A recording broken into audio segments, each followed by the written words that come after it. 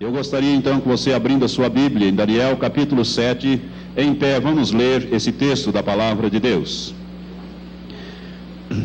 Diz assim a escritura profética de Daniel capítulo 7, é o capítulo mais importante do Velho Testamento segundo os estudiosos da Bíblia. No primeiro ano de Belsazar, rei de Babilônia, teve Daniel na sua cama um sonho e visões na sua cabeça.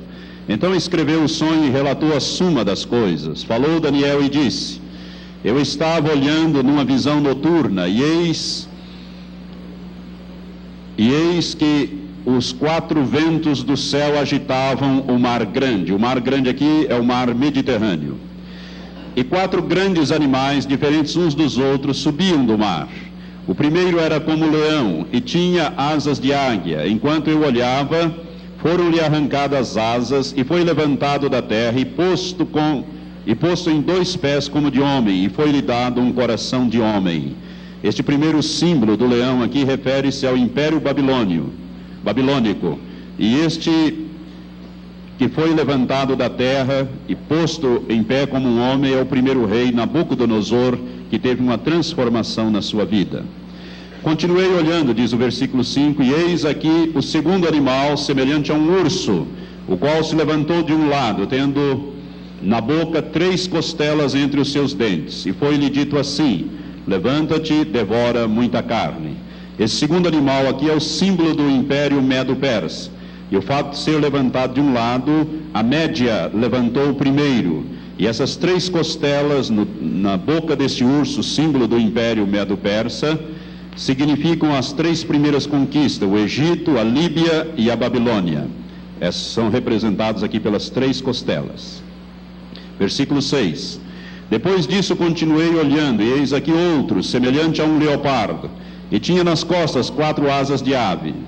Tinha também este animal 4 cabeças, e foi-lhe dado domínio. Aqui nós estamos diante do símbolo do Império Greco-Macedônio, Império Grego, e aqui o primeiro esse é representado aqui por o leopardo, que é um animal muito ágil. E o fato dele ter asas nas suas costas, 4 asas, simboliza a rapidez com que Alexandre, o primeiro rei, Alexandre o Grande, ele conquistou todo o mundo conhecido de então em 12 anos. E essas 4 cabeças representam os 4 generais que herdaram o seu reino após a sua morte. Versículo 7. Depois disso eu continuava olhando em visões noturnas, e eis aqui o 4º animal, terrível e espantoso e muito forte, o qual tinha grandes dentes de ferro. Ele devorava e fazia em pedaços, e pisava aos pés o que sobejava. Era diferente de todos os animais que apareceram antes dele, e tinha 10 chifres. Eu considerava os chifres, e eis que entre eles subiu outro chifre pequeno, diante do qual 3 dos primeiros chifres foram arrancados. E eis que neste chifre havia olhos como os de homem, e uma boca que falava grandes coisas. Esse chifre pequeno aqui é o anticristo. Aqui tem a primeira revelação a respeito do anticristo. Versículo 15. Quanto a mim, Daniel, o meu espírito foi abatido dentro do corpo, e as visões da minha cabeça me perturbavam. Cheguei-me a um dos que estavam perto e perguntei-lhe o verdadeiro significado de tudo isto. Ele me respondeu e me fez saber a interpretação das coisas. Estes grandes animais, que são 4 reis, reis ou reinos, que se levantarão da terra.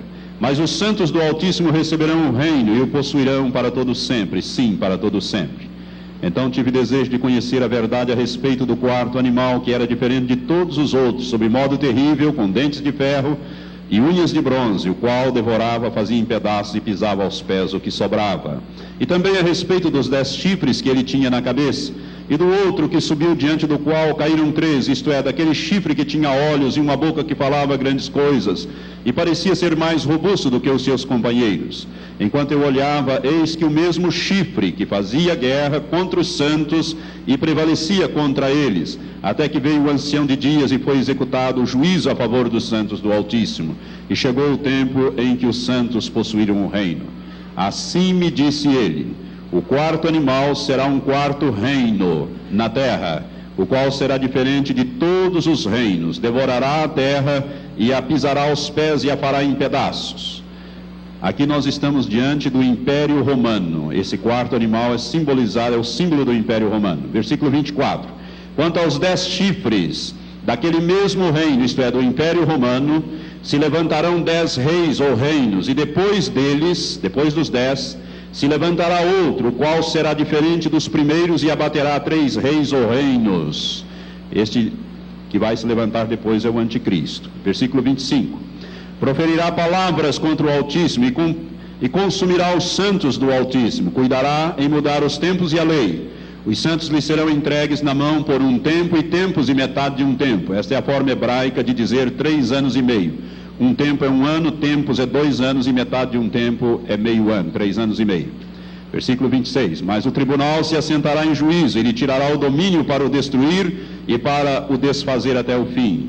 O reino e o domínio e a grandeza dos reinos debaixo de todo o céu serão dados ao povo dos santos do Altíssimo. Seu reino será um reino eterno, e todos os domínios o servirão e lhe obedecerão. Aqui é o fim do assunto. Quanto a mim, Daniel, os meus pensamentos muito me perturbavam e o meu semblante se mudou, mas guardei estas coisas no meu coração. Agora, no último livro da Bíblia, Apocalipse, capítulo 13. Rapidamente, o último livro da Bíblia, capítulo 13. Então vi subir do mar uma besta que tinha 10 chifres e 7 cabeças. Olha os 10 chifres novamente aqui. E 7 cabeças. E sobre os seus chifres 10 diademas, isto é, coroas. E sobre as suas cabeças nomes de blasfêmias. E a besta que vi era semelhante ao leopardo, e os seus pés como de urso, e a sua boca como de leão. Preste atenção. João está olhando aqui uma coisa que vem do passado. Quando Daniel olha para o futuro, ele vê primeiro o leão, depois o urso e depois o leopardo. Aqui João está vendo coisas do passado, então o anjo lhe mostra primeiro aquilo que estava mais próximo, ou seja, ele tinha o quê? Semelhante ao leopardo, que é o império grego macedônio. Os pés como de urso, que é o império medo-persa. E o leão, né, a boca como o leão, que é o símbolo do império da Babilônia. Portanto, ele vê o contrário daquilo que Daniel está vendo, ou seja, a ordem está invertida aqui na visão, mas de acordo com a realidade. Versículo 3. Versículo 2 ainda. E o dragão deu-lhe o seu poder e o seu trono e grande autoridade. O dragão aqui é Satanás. Também vi uma de suas cabeças como se fora ferida de morte, mas a sua ferida mortal foi curada, e toda a terra se maravilhou seguindo a besta. E adoraram o dragão, porque deu à besta a sua autoridade. E adoraram a besta, dizendo: quem é semelhante à besta? Quem poderá batalhar contra ela? Foi-lhe dado uma boca que proferia arrogâncias e blasfêmias, e deu-se-lhe autoridade para atuar por 42 meses, ou seja, 3 anos e meio. E abriu a boca em blasfêmias contra Deus, para blasfemar do seu nome e do seu tabernáculo e dos que habitam no céu. Também lhe foi permitido fazer guerra aos santos e vencê-los. E deu-se-lhe autoridade sobre toda a tribo e povo, e língua e nação. E adorá-la-ão todos os que habitam sobre a terra, estes cujos nomes não estão escritos no livro da vida do Cordeiro, que foi morto desde a fundação do mundo. Se alguém tem ouvidos, ouça. Se alguém leva em cativeiro irá. E se alguém matar a espada, necessário é que a espada seja morto. Aqui está a perseverança e a fé dos santos. E vi subir da terra outra besta, que tinha 2 chifres, semelhantes ao de um cordeiro, e falava como dragão. Também exercia toda a autoridade da primeira besta na sua presença, e fazia que a terra e os que nela habitavam adorassem a primeira besta, cuja ferida mortal fora curada. E operava grandes sinais, de maneira que fazia até descer fogo do céu à terra à vista dos homens. E por meio dos sinais que lhe foi permitido fazer na presença da besta, enganava os que habitavam sobre a terra, e lhes dizia que fizessem uma imagem à besta que recebera a ferida da espada e vivia. Foi-lhe concedido também dar fôlego à imagem da besta, para que a imagem da besta falasse e fizesse que fossem mortos todos os que não adorassem a imagem da besta. E fez que a todos, pequenos e grandes, ricos e pobres, livres e escravos, lhe fosse posto um sinal na mão direita ou na testa, para que ninguém pudesse comprar ou vender, senão aquele que tivesse o sinal, ou o nome da besta, ou o número do seu nome. Aqui há sabedoria. Aquele que tem entendimento, calcule o número da besta, porque é o número de um homem, e o seu número é 666. Que Deus abençoe essa escritura no teu espírito. Pai, nós estamos diante da Tua presença e diante desta preciosa porção da Tua palavra. Revela-nos, ó Pai, as coisas que estão ocultas. Abre agora, Senhor, os olhos e ouvidos espirituais dos que nos ouvem aqui no santuário e também, Senhor, através dessas fitas. Pai, toma, Senhor, a direção pelo Teu Espírito. Usa-nos agora, Pai. Nós agora nos levantamos contra toda interferência diabólica em nome de Jesus. Toda e qualquer interferência, nós estamos agora quebrando, resistimos em nome de Jesus e prostramos por terra toda interferência maligna. Senhor, faz agora, Senhor, prosperar esta palavra, traz a revelação, abrindo os olhos e os ouvidos espirituais. Nós te pedimos isto em nome de Jesus. Amém, Senhor. Amém. Podeis sentar, amados.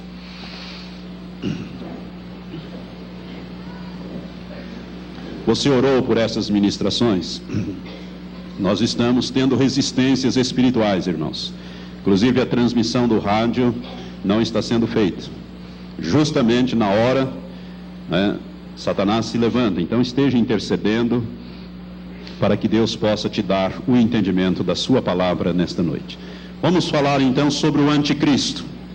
Este personagem, se você observou o último versículo que nós lemos aqui em Apocalipse 13, nos diz que este 666 é o número de um homem. Portanto, a primeira coisa que devemos aprender sobre o anticristo é que ele é um homem. Ele não é uma instituição, ele não é um sistema, ele não é uma ideia, ele não é uma mulher, é um homem determinado, que a Bíblia se refere através de vários nomes. Este homem vai aparecer num determinado período da história da humanidade, vai realizar uma obra determinada e vai desaparecer da história do homem.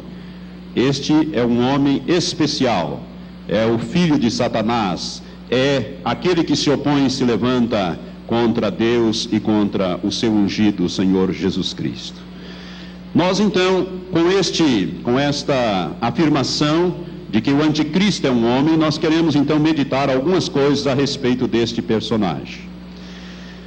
A palavra, os nomes do anticristo na Bíblia, nós vamos encontrar várias designações para este personagem, para este homem. E uma delas é a palavra anticristo. Se você examinar na Bíblia, você vai ver que apenas na primeira e na segunda carta do apóstolo João, você vai encontrar a palavra anticristo, ora no singular e ora no plural, ali na primeira e segunda carta do apóstolo João, bem lá no finalzinho, perto do livro do Apocalipse.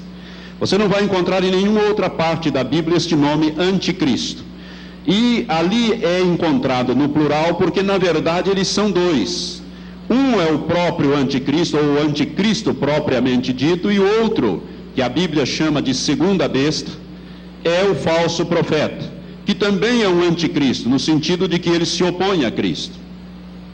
A palavra anticristo na língua original, no grego, na linguagem bíblica, na língua grega bíblica, esta palavra ela tem dois significados. O primeiro significado, esta partícula, esse prefixo anti, significa aquele que se opõe a.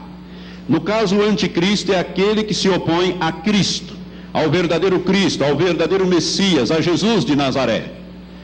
Nesse sentido, o anticristo se opõe a Jesus porque ele vai tentar desacreditar Jesus de Nazaré, mostrando uma porção de inverdades, mentiras, e levando as pessoas a rejeitarem o Jesus que nós cremos hoje, a Jesus Cristo como Messias. Então ele se opõe a Jesus e à obra que Cristo fez em favor da humanidade. Nesse sentido, ele é o anticristo porque se opõe a. Mas esse prefixo anti, na língua grega, também significa aquele que toma o lugar de. E nesse sentido, o anticristo também é aquele que toma o lugar do verdadeiro Cristo.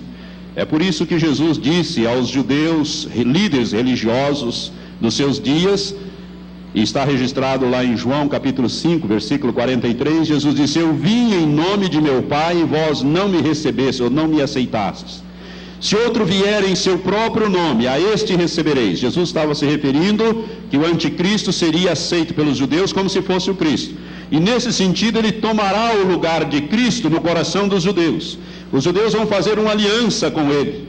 Ele é o príncipe que há de vir, que vai fazer uma aliança, um tratado de paz com Israel, vai autorizar a reconstrução do templo, vai resolver este problema entre árabes e judeus que aí parece estar insolúvel nos dias que correm. Então, nesse sentido, ele é o anticristo. Ele toma o lugar de Cristo, mas também ele se opõe a Cristo. Este é o sentido da palavra anticristo. Na Bíblia, nós vamos encontrar este personagem com outros nomes. Por exemplo, no texto que nós lemos em Daniel, capítulo 7, versículo 8, ele é conhecido ali como o pequeno chifre.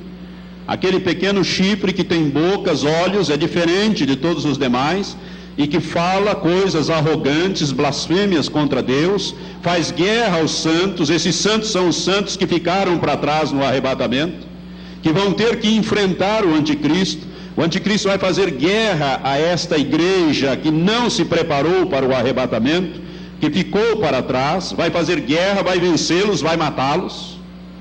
Vão ser martirizados todos aqueles que ficarem, os cristãos, realmente cristãos que ficaram para trás, que não estavam preparados para o arrebatamento. Estes o anticristo vai perseguir. Ele é conhecido ali como o pequeno chifre, em Daniel capítulo 7, versículo 8. Um outro nome que ele tem está em 2 Tessalonicenses capítulo 2. Ali o apóstolo Paulo, por revelação do Espírito Santo, chama também de homem do pecado. Este é um dos apelidos dele, um dos epitetos, um dos nomes que ele tem, homem do pecado. Ali também nós vamos encontrar outra designação dele, filho da perdição, e também um outro nome que ele tem ali em 2 Tessalonicenses 2, o iníquo. Todos estes nomes designam a mesma pessoa, ou seja, o mesmo homem. Além disso, a Bíblia ainda chama-o de a besta, conforme o capítulo 13 que nós lemos. A primeira besta que subiu do mar ali são povos, nações e línguas. Este é o significado de mar no livro do Apocalipse. O capítulo 17, o anjo que dá a revelação no capítulo 17, nos diz que águas são povos, nações, línguas agitadas, né? E o anticristo então vem dessa convulsão social que haverá no mundo, quando ele aparecer, quando ele estivesse para aparecer, e ele então é a besta que subiu do mar, e a besta que subiu da terra, do versículo 11 em diante, refere-se ao falso profeta. Portanto, são vários nomes que o anticristo tem na Bíblia. Vamos ver agora a sua origem, a origem deste personagem. Irmãos, o anticristo, assim como o falso profeta, que são ambos anticristos, né? Porque ambos se opõem, ambos vão enganar, tomar o lugar de Cristo, eles deverão, tanto um como o outro, ser da raça dos judeus. Eles terão que ser judeus de origem. Por quê? Porque o judeu jamais aceitará como seu Messias alguém que não seja da linhagem dos judeus, ou judeu de raça. Então o anticristo, ele terá, na verdade, uma dupla cidadania. Ele será judeu de raça, mas terá também a cidadania de um pequeno país na Europa. E eu vou mostrar mais para frente como a Bíblia diz que ele vem da Europa. Ele vem do antigo Império Romano restaurado, que está sendo restaurado hoje na Europa, através da comunidade europeia. O anticristo virá desta região. E ele é judeu de sangue, de raça, vamos dizer assim. A sua raça é judia ou judaica, porque os judeus jamais vão aceitar alguém como seu Messias, né, como o seu Cristo, se ele não for da origem deles. A Bíblia fala a respeito de uma profecia, lá no início da Bíblia. Eu quero que você abra comigo, no livro de Gênesis, capítulo 49, no capítulo 49, nós vemos ali o episódio da morte do patriarca Jacó. Jacó teve 12 filhos. Esses 12 filhos vão dar origem às 12 tribos de Israel, formando o povo judeu, o povo de Israel, o povo hebreu. E quando Jacó estava na iminência de morrer, ele chama todos os seus filhos e começa a abençoá-los e a profetizar sobre estes patriarcas, ou seja, as tribos que eles iam dar origem e o que seria cada uma dessas tribos. Nós lemos assim no capítulo 49 de Gênesis: depois chamou Jacó a seus filhos e disse: ajuntai-vos para que eu vos anuncie o que há de vos acontecer nos dias vindouros. Ajuntai-vos e ouvi, filhos de Jacó, e ouvi a Israel, vosso pai. E ele começa então pelo mais velho, Rubens, e começa a falar a respeito daquilo que seria a tribo de Rubens. E se você olhar, por exemplo, no versículo 8, ele fala ali de Judá, que é da onde descende nosso Senhor Jesus Cristo. Ele diz: Judá, a ti louvarão os teus irmãos, a tua mão será sobre o pescoço dos teus inimigos, diante de ti se prostrarão os filhos do teu pai. Ou seja, Judá vai governar. Versículo 9 diz: Judá é um leãozinho, subiste à presa, meu filho. Ele se encurva e se deita como um leão e como uma leoa. Quem o despertará? O cetro não se arredará de Judá, nem o bastão de autoridade dentre os seus pés, até que venha aquele a quem pertence, e a ele obedecerão os povos. Aqui nós temos inclusive uma profecia a respeito de Jesus Cristo. Jesus é o leão da tribo de Judá. E Judá vai governar, ou seja, Jesus vai governar, até que venha aquele a quem pertence. Ou seja, quem é que pertence o governo de toda a terra? Ao leão da tribo de Judá, Jesus de Nazaré. Até que venha Jesus. Aqui está falando do milênio, inclusive. O cetro não se arredará de Judá, nem o bastão de autoridade entre seus pés, até que venha Siló, ou na melhor tradução, até que venha aquele a quem pertence, e a ele obedecerão os povos, ou seja, toda a terra. Então esta profecia aqui, em relação a Judá, já está falando do reino milenial de Cristo. Mas o que nos interessa aqui é o versículo 16 e 17. Quando ele vai profetizar a respeito do patriarca Dan, de um dos seus filhos chamado Dan, ele diz: Dan julgará o seu povo como uma das tribos de Israel. Dan será serpente junto ao caminho, uma víbora junto à vereda, que morde os calcanhares do cavalo, de modo que caia o seu cavaleiro para trás. A tua salvação tem esperado, ó Senhor. Por causa desta profecia, irmãos, muitos estudiosos, inclusive os rabinos judeus, ensinam que o anticristo virá da tribo de Dan. Por quê? Porque ao falar sobre a tribo de Dan, profeticamente, inspiradamente pelo Espírito Santo, Jacó diz que Dan julgará o seu povo, como uma das tribos de Israel. Ou seja, Dan será instrumento de justiça contra o seu povo. Dan será um instrumento. E diz mais: Dan será uma víbora junto à vereda. E nós sabemos, né, que será serpente junto ao caminho e uma víbora junto à vereda. Serpente é um símbolo de quê? De Satanás. Satanás é a antiga serpente lá do Jardim do Éden. Portanto, Satanás vai usar a tribo de Dan. Por isso deve vir da tribo de Dan o falso profeta e o anticristo. Muito provavelmente, pelo menos um deles deve vir dessa tribo de Dan, né? E Satanás vai usar a tribo de Dan, ou este personagem originário da tribo de Dan, para exercer o juízo contra o povo de Israel. Você nunca deve perder de vista que a grande tribulação começa exatamente em Jerusalém, quando o anticristo se assentar no santuário, ou seja, no templo reconstruído, e se apresentar como Deus, de acordo com os textos de 2 Tessalonicenses 2, e exigir adoração. E o judeu vai se recusar a adorar um homem, por mais poderoso que ele seja, eles vão se recusar a adorar este homem como se fosse Deus. E aí começa a grande tribulação. Por isso é que Dan será instrumento de juízo contra o seu povo. Por isso, a maioria dos estudiosos das profecias acham que o anticristo virá da tribo de Dan. No livro do Apocalipse, o último livro da Bíblia, nós lemos aí o primeiro, né? No capítulo 7, se você quiser acompanhar comigo, nós vemos ali, na profecia que o apóstolo João recebe, ali no capítulo 7 do livro de Apocalipse,